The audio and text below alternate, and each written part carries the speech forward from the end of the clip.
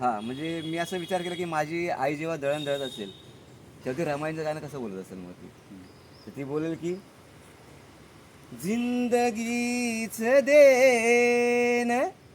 हिरव्या पदरा गाठी सांडते मी अस्व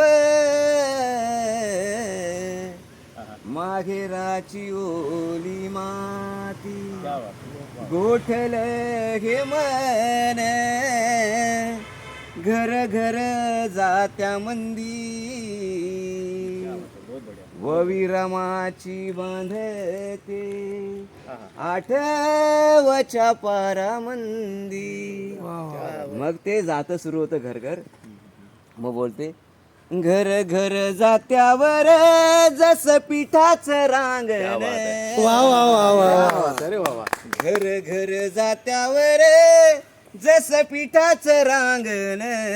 तुम्ही सगळ्यांनी जात बघितलंय ना मग ते जात दळतो आपण तेव्हा ते पीठ खेळत असतं माहिती आहे ना मग तसंच आहे तो प्रकार की घर घर जात्यावर जस पिठाचं रांगण